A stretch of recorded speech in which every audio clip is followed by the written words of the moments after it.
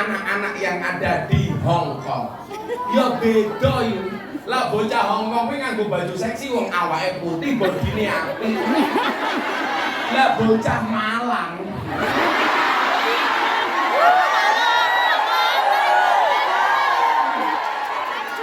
melu-melu fashionnya kaya bocah Hong Kong, pakai you can see. Padahal tuh yang meletek. Kakinya belang-belang, ora pantes. Podo-podo nyawangi, aku milih nyawang cah Hong Kong. Podo-podo dosone. Ayo bayangno, nulis nganggo you can see.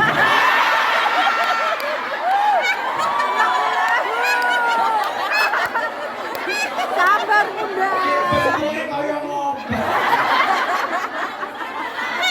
Tapi saya yakin Bu Nuris kalau nyemplung kolam pasti tidak tenggelam. Karena perutnya kayak pelampung. Tebakan. Nah, biasa kamu. Aduh, ya Nah, Rasulullah. menjadi yang terbaik itu caranya bagaimana? Kita lihat patokannya. Sabda Nabi Muhammad Sallallahu Alaihi Wasallam. Mudah-mudahan kehadiran kita hari ini menjadi kebahagiaan bagi Kanjeng Nabi. Terutama saya mau kasih semangat untuk teman-teman panitia pengajian. Ini panitia ini. Jadi seragam kita sama sih. Itu dari mana? Ya podo ngopo. Kan panitia. Jangan katamu. Bajunya keren.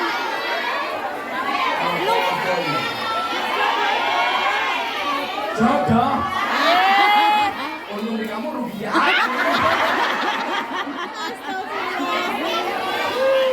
Besti. Besti murah dinyang. Nyarutan pisan. Saya mau kasih sebelum saya lanjutkan yang terbaik untuk panitia. Saya mau cerita. Habib Mundir Al-Musawwah almarhum. Beliau orang yang sangat dekat dengan Rasulullah. Bahkan kematian beliau sudah prediksikan karena langsung mendapatkan kabar dari Rasulullah. Ketika Habib Mundir kangen dengan Kanjeng Nabi datang dalam mimpinya kemudian mengatakan kepada Habib Mundir, "Mundir, kamu akan bersamaku sebelum usia 40 tahun." Dan benar, Habib Mundir meninggal di usia sebelum 40 tahun. Yang mau saya ceritakan bukan itu, ibu-ibu. Satu ketika Habib Mundir membuat majelis sholawat terbesar di Indonesia, di Monas, yang datang 100.000 orang lebih. Namanya Majelis Rasulullah. Malam harinya beliau sangat puas lega dengan majelis sholawat yang beliau buat. Sehingga beliau batin, ini pasti Kanjeng Nabi sangat bahagia dengan acara hari ini. Malamnya Habib Mundir mimpi. Mimpi apa? Ketemu dengan Kanjeng Nabi. Ingat, kalau Anda mimpi ketemu Kanjeng Nabi, bahkan hanya lihat punggungnya tok, yakin itu Kanjeng Nabi. Kenapa? Karena Kanjeng Nabi tidak bisa diserupai oleh setan. Tapi kalau Anda mimpi ketemu dengan Bu Nuris, bisa jadi itu Mak Lampir. Bisa jadi. Ya, sabar. Tapi kalau Anda mimpi ketemu Mak Lampir, bisa jadi itu Bu Nuris. Pasti rekam pas Mak Lampir. Tapi kalau Anda mimpi ketemu Gus Miftah, bisa jadi itu Sahruhan.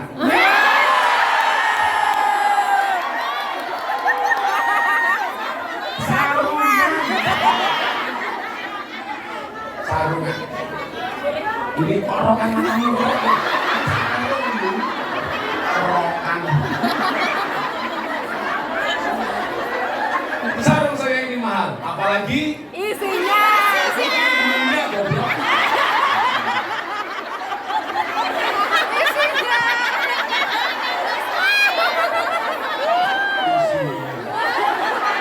Kamu jangan bayangin aku.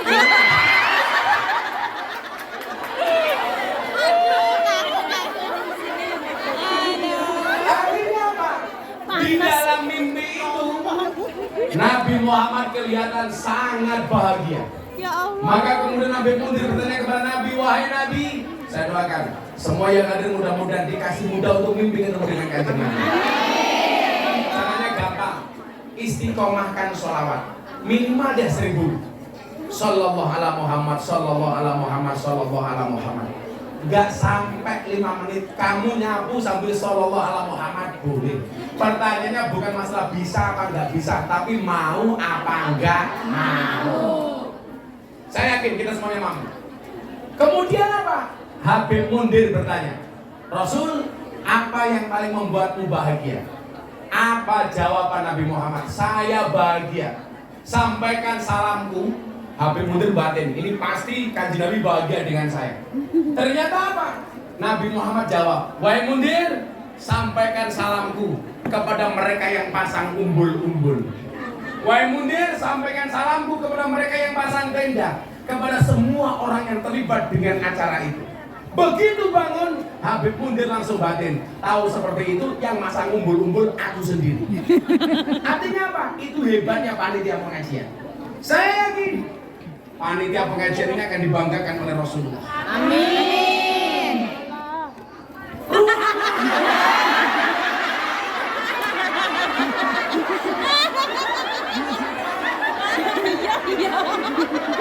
Malah ngitung batin ya. Iya iya.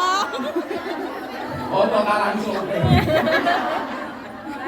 Coba kita lihat bagaimana kemudian Allah mengatakan orang-orang yang terlibat di pengajian itu istimewa. Anda baca satu ayat dalam surat Yasin. Waja'a min aqsal madinati rajulun yas'a. Qala ya qaumit tabi'ul mursalin. Ini artinya apa, Mbak? Ini sangat indah. Waja'a min aqsal Madinah, telah datang dari sudut kota rajulun, seorang laki-laki. Siapa nama laki-laki tersebut? Habib Suro An-Najjar. Habib bin Suro An-Najjar. Profesinya apa? Tukang tebang kayu. Tapi begitu dia meninggal dunia, malaikat menangis. Alam langit semuanya gemuruh. Mereka bersedih, penduduk langit bersedih. Keistimewaannya apa? Padahal Habib bin Suro An-Najjar ini bukan kiai, bukan dai, bukan ustadz, bukan wali, bukan nabi. Tetapi kematiannya membuat alam langit bergemuruh. Malaikat menangis, penduduk langit menangis. Alasannya apa?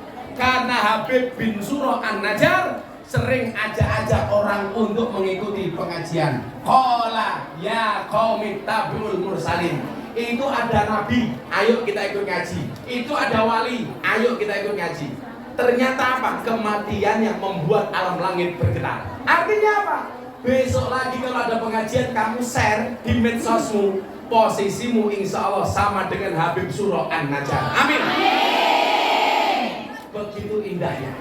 Maka dulu kebaikan-kebaikan itu bisa kita lakukan kapanpun, dimanapun, bahkan dengan cara apapun. Bahkan dengan menggunakan HP-mu masing-masing.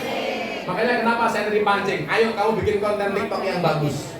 Kamu share, itu bagian dari dakwahmu, bagian dari kebaikan-kebaikanmu. Itulah yang terbaik. Maka Nabi Muhammad kemudian bersabda apa? Ahabbul a'mali ahabbun nasi ilallahi anfa'uhum linnas. Manusia yang paling dicintai oleh Allah adalah manusia yang paling banyak manfaat bagi kemanusiaan. Maka kamu lihat kan, apapun yang kamu miliki harus ada nilai manfaatnya. Kamu punya HP harus ada nilai manfaatnya. Download kajian-kajian, download aplikasi Al-Quran. Kemarin ada yang tanya, Gus, kalau saya punya HP, ada aplikasi Al-Quran, boleh nggak dibawa masuk ke WC? Jawabannya boleh. Tapi ketika di WC jangan dibuka aplikasinya. Yang dibuka apa? Maria Ozawa.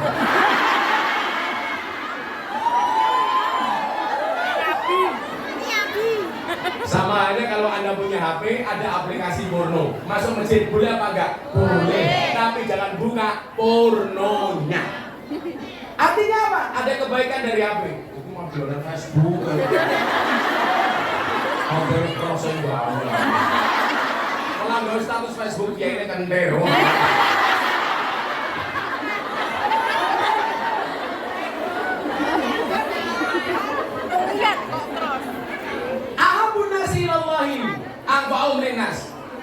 kita miliki semuanya ini harus memberi nilai manfaat. Itulah orang yang paling dicintai oleh Allah. Kemudian dilanjutkan lagi, wa ahabbul a'mali ilallahi sururun tudkhilu ala muslim taksifu anhu kurbatan. Kalau manusia yang paling dicintai oleh Allah, yang paling banyak manfaatnya, amal apa yang paling dicintai oleh Allah?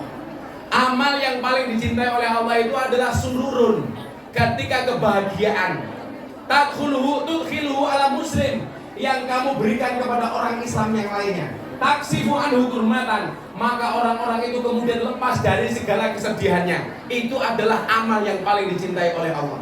Kalau Bu Nuris yang paling di hari ini membuat pengajian, kok yang datang ini bahagia, termasuk kategori ini. Sururun tudkhiluhu ala muslim, memberikan kebahagiaan bagi orang Islam, sehingga apa? Orang-orang Islam tersebut hilang kesedihannya. Buktinya apa? Kowe ketemu aku bahagia. Berarti apa? Tudkhiluhu ala muslim, memberikan kebahagiaan kepada muslim lainnya. Apa yang bisa kita berikan? 3 hal. Mangkana lahu ilmun, yang punya ilmu, bahagiakanlah orang lain biilmihi, falyatasaddaq biilmihi, sedekahlah dengan ilmunya. Mula. Wa mangkana lahu malun, kamu gak punya ilmu, punyanya harta. 1 bulan gajinya 50 juta. Amin. Sekalian jual kulkas juragan. Orang payu kertas namanya Pak. Orang payu. Orang payu. Usahakan mudah-mudahan gajinya besok minimal sebulan 50 juta. Amin. Kalau pajak 90%.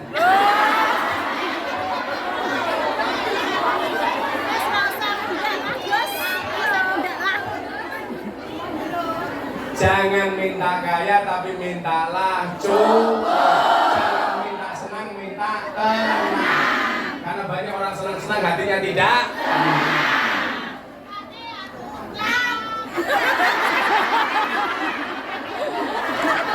Oke ya, utang. Ketok rupamu koyo kalkulator. Ya Allah, ya Allah. Nah, menjadi yang terbaik, punyanya harta, punyanya gaji, punyanya uang. Falyatasaddaq bimalihi, membahagiakan orang lain dengan menyedekahkan hartanya. Saya dari miskin gak punya apa-apa, gak pernah takut dengan namanya sedekah. Saya begitu menikah tahun 2004, mohon maaf, miskin kuadrat. Walaupun mbah saya kaya 7 turunan, tapi saya keturunan nomor 9.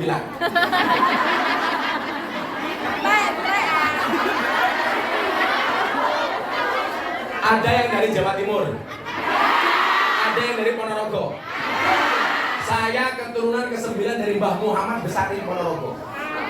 Miftah Maulana Habibur Rahman, punya Bapak Kiai Muradi, punya Bapak Kiai Muhammad Boliran, Muhammad Usman Jalal, Iman Karyonawi, Madarun Kiai Ilyas Muhammad Besari.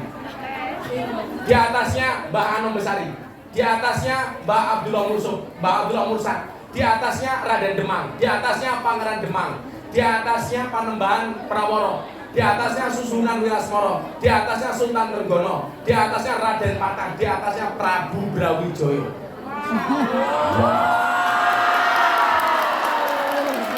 Makanya jangan kaget aku ganteng.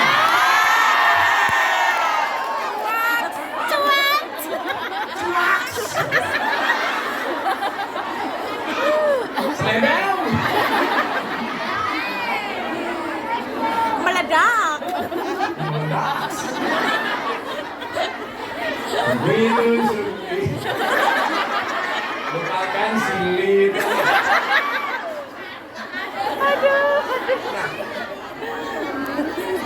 waktu saya miskin, kiai saya bilang begini sama saya. Hei, gue pengen sugih. Oke. Ojo ngitung, ojo pitung, ojo hitungan. Sok bakal gue ra iso ngitung dalam bahasa Jawa. Saya waktu itu mikir, sing tak hitung ki apa duit tenan duit. Saya begitu dulu buka dompet, rasanya ya Allah kayak ngiris berambang. Nangis. Makanya hari ini Anda yang punya banyak utang, punya masalah, silakan datang ke pondok saya. Ngapain? Ayo nangis bareng. Rasaku mau ditolong, Gus, dilunasi utangnya. Tapi sekarang istri-istri di Indonesia setelah COVID sudah pintar mencari uang. Asik. Maksudnya apa? Dimanapun suami nyimpan uang pasti ketahuan. Aduh, takut. Coba ingat teorinya. Ojo ngitung, ojo pitung, ojo hitungan. Sok bakal kowe ra iso ngitung. Dan ternyata itu saya praktekkan. Saya punya uang 50.000, mau sowan guru saya di Pekalongan, Maulana Habib Lutfi bin Yahya Pekalongan. Saya besok tanggal 4 pengajian di sana. Waktu itu istri saya mau beli susu. Anak saya usia setahun, banter-banterin susu. Saya bilang sama istri saya,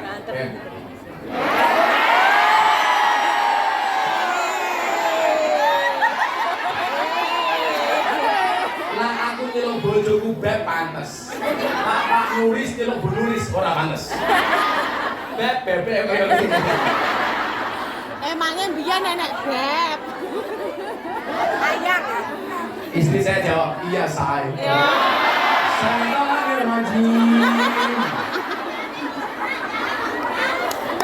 Saya bilang, punya uang nggak? Ada bah, masih 50.000. Boleh nggak saya minta uangnya? Loh, untuk apa bah? Saya mau sowan Abah Lutfi, masa nggak ada salam tempel? Saya malu masa sowan kiai besar, Habib besar, saya nggak ada salam tempel. Nanti susu anak gimana bah? Santai saja. Yakin bahwa keberkahan itu ada. Akhirnya saya bawa uang 50.000, saya ke Pekalongan. Dari saya miskin, Habib Lutfi itu panggil saya juragan. Dari saya nggak punya apa-apa. Jadi kalau saya sowan, juragane teko. Makanya coba, Anda itu kalau ketemu teman, tolong yang keluar kalimat baik, doa yang baik. Karena doaul mar'i li akhihi ka doaihi li nafsihi. Doa seseorang kepada teman yang lain itu seperti mendoakan dirinya sendiri. Jadi kalau kamu mengatakan dasar kamu tukang selingkuh, berarti yang selingkuh itu kamu. Makanya saya rajin mendoakan orang kaya supaya saya juga menjadi kaya. Saya rajin mendoakan orang lain untuk menikah lagi supaya saya.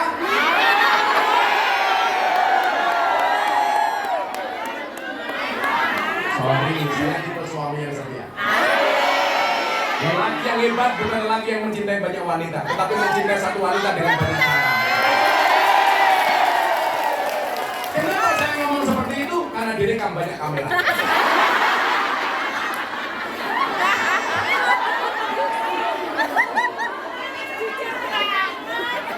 Orang bojoku modal aku.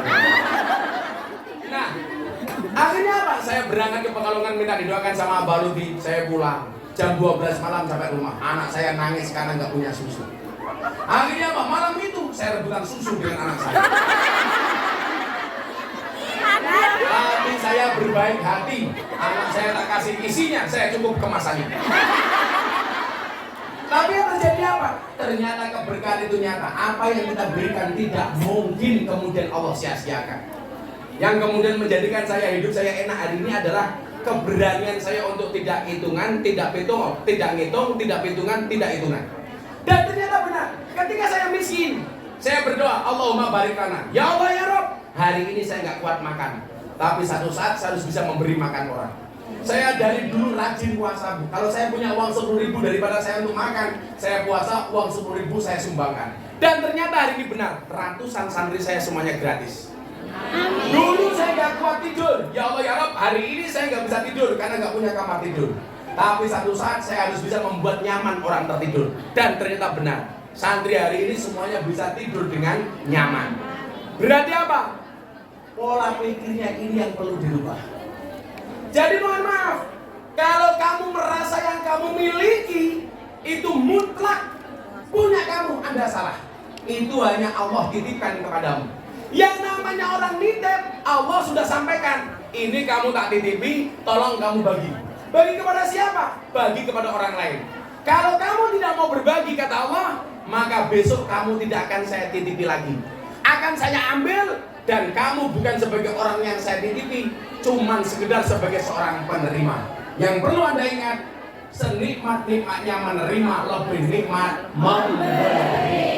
Maka dikatakan orang nyumbang lebih baik daripada disumbang. Tapi kamu milih disumbang.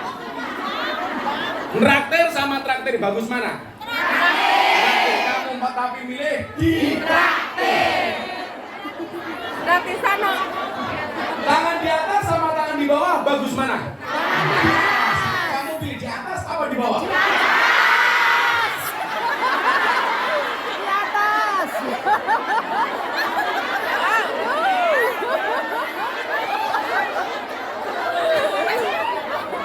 Leres. Kalau ada kotak jalan, ada dompetmu $1 sama $100. Yang kamu masukkan $1 sama $100. Katanya di atas. Kamu nanya. Lihat ke monyet di kebun binatang, uang sakunya $100. Lihat kiai ada kotak infaknya $1. Berarti lebih mahal kiai apa monyet? Anda lebih menghargai kiai apa monyet?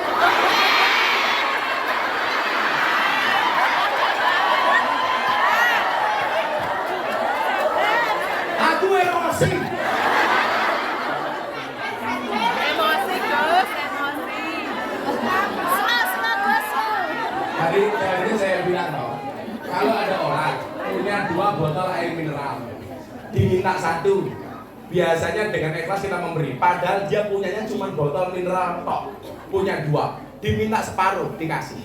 Ada orang punya uang 1.000, ada kotak infak, dia berani nyumbang 50%, Rp500.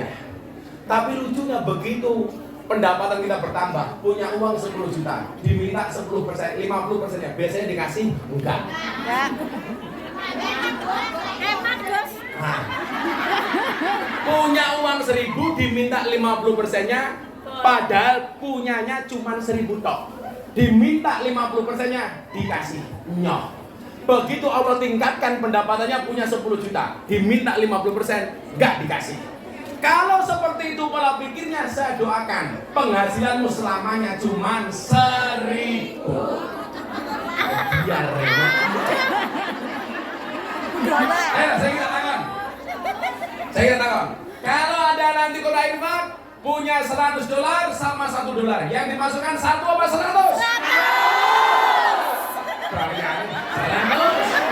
Kalau sampai nanti ada kotak infaknya belum saya mau ngadu ngake cangkeme udunan. Ada Gus. Cakep kok udunan. Saya orang ada duit, utang. Jangan nunggu kaya baru bersedekah, tapi bersedekahlah sampai kamu menjadi kaya. Ayo selamatan di sini, sadar ya. Terus Malika mau bungo-bungo. Bentar, Gus. 100 orang siji. Bentar. Apa ya? Sallallahu Nabi Muhammad. Menengok. Bilang salawat apa? Sabar, Bun, sabar. Joko pikir. Ngombe dawet. Ratau dikir endase mumet. Joko dikir makan rambutan. Orang tau dikir menilo mikir gonggan dia. Selamat Jawa Tingkir ya. Saya kemarin diprotes gara-gara selawat Jawa Tingkir. Yang nyanyi ini kan bocah saya si Percil. Wah gimana Mbak, boleh nggak selawat Jawa Tingkir? Boleh, saya bilang.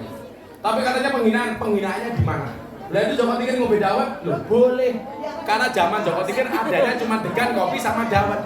Ya nggak boleh itu kalau Joko Tingkir ngombe boba. Zaman Jawa Tingkir belum ada boba. Mulai sampai $100 yuk, orang siji. Udunan. Salah